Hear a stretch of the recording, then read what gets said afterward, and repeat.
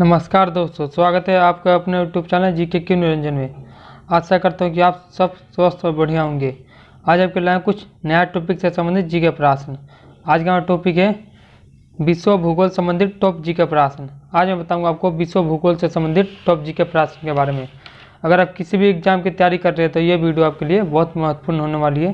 तो ज़्यादा समय ना लेते हुए आज के वीडियो को हम स्टार्ट करते हैं। इस वीडियो का पहला क्वेश्चन है, सदाबहार वर्षा वन कहाँ पाए जाते हैं?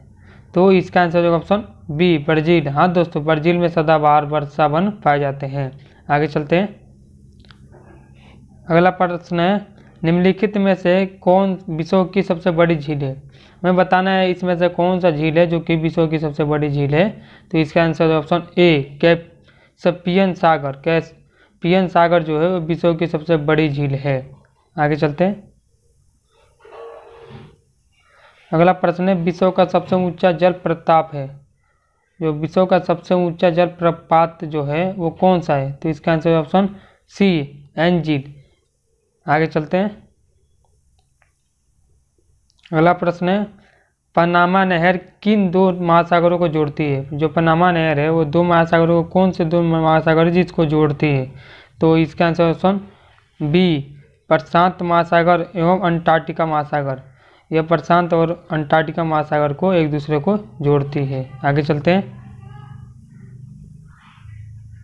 अगला प्रश्न है, विश्व में महाद्वीपों की कुल संख्या कितनी है? विश्व में महाद्वीपों की संख्या ऑप्शन सी 7 है।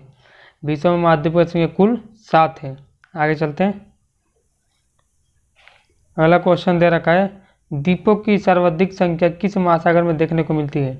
जो द्वीपों की सर्वाधिक संख्या है यानी सबसे ज़्यादा जो संख्या है वो कौन से महासागर में देखने को मिलती है? तो इसका आंसर ऑप्शन ए, प्रशांत महासागर।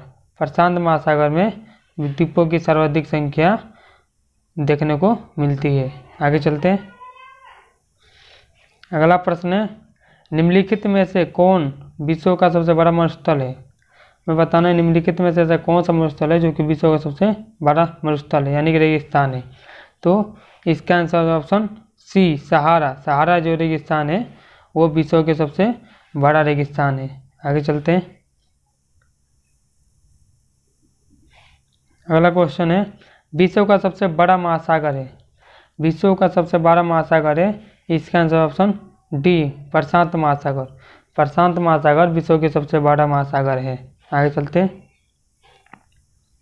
अगला क्वेश्चन है, निम्नलिखित में से कौन सी जल संधि अंतर्राष्ट्रीय तिथि रेखा के समांतर स्थित है? ऐसा कौन सी जल संधि है जो अंतर्राष्ट्रीय तिथि यानी दिनांक उस डेट को रेखा के समांतर स्थित है? तो इसका आंसर ऑप्शन डी, बेरिंग जल संधि। जो बेरिंग जल संधि है वह अंतर्राष्ट्रीय तिथि रेखा के समांतर स्थित है। आगे चलते हैं। अगला प्रश्न है, जल के आयतन के आधार पर विश्व की सबसे बड़ी नदी कौन सी है? जल के आयतन के आधार पर विश्व की सबसे बड़ी नदी ऑप्शन डी, अमेजन है। अमेजन जंगल जो है वहाँ पर अमेजन नदी भी है जो कि विश्व की सबसे बड़ी नदी है जल के आयतन के आधार पर। आगे चलते हैं। अगला प्रश्न है, आसवान बांध निम्नलिखित में से किस नदी पर स्थित है? जो आसवान बांध है वो किस नदी पर स्थित है? तो इसका आंसर ऑप्शन ए, नील नदी। जो नील नदी है इस पर आसवान बांध स्थित है। आगे चलते हैं। अगला प्रश्न है, क्षेत्रफल की दृष्टि से विश्व का सबसे बड़ा भू आवेशित क्षेत्र लैंड लोकेड कंट्री कौन सा है? तो इसका answer option C, Kazakhstan. Kazakhstan क्षेत्रफल की दृष्टि से विश्व का सबसे बड़ा भू आवेशित क्षेत्र है यानी कि लैंड लोकेड कंट्री। आगे चलते हैं। अगला प्रश्न है, मत्स्यवा बंदरगाह किस देश में अवस्थित है? यानी कि जो मत्स्यवा जो बंदरगाह है वो किस देश में है? तो इसका answer option D, Eritrea. Eritrea में यह बंदरगाह है। आगे चलते हैं। अगला प्रश्न है, कनाडा के मध्य अक्षांशीय घास के मैदान कहलाते हैं। जो कनाडा के मध्य जो अक्षांशीय जो घास है उसके मैदान क्या कहलाते हैं? तो इसका आंसर हो जाएगा ऑप्शन ए पियरी, पियरी कहलाते हैं। आगे चलते हैं। अगला प्रश्न है प्राकृतिक प्रदेशों को प्रभावित करने वाला सबसे महत्वपूर्ण कारण है। जो प्राकृतिक प्रदेश होते हैं उसको प्रभावित करने वाला सबसे बड़ा कारण कौन सा है? तो इसका आंसर ऑप्शन ए जलवायु। जो जलवायु है वो प्राकृतिक जैसे वो प्रभावित करने वाला सबसे महत्वपूर्ण कारणों में से एक है। आगे चलते हैं। अगला प्रश्न है मत्स्य किस प्रकार की आर्थिक क्रिया, मत्स्य मतलब होता है मछली पालन, तो किस प्रकार की आर्थिक क्रिया है? तो इसका आंसर ऑप्शन ए प्राथमिक, प्राथमिक क्षेत्र का यह आर्थिक क्रिया है मत्स्य पालन। आगे चलते हैं।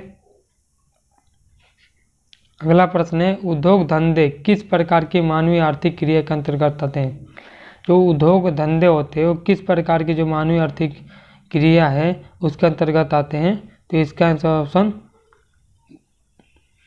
बी द्वितीयक। जो द्वितीयक है क्षेत्र है उसको हम उद्योग या विनिर्माण भी कहते हैं, ठीक है। जो तृतीयक क्षेत्र है वो परिवहन या संचार को हम तृतीयक क्षेत्र कहते हैं। आगे चलते हैं। अगला प्रश्न है विश्व में सबसे अधिक सड़कों का विस्तार जाल किस देश में पाया जाता है?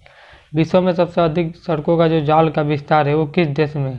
तो ऑप्शन ए संयुक्त राज्य अमेरिका में है विश्व की सबसे अधिक सड़कों का विस्तार जाल। आगे चलते हैं।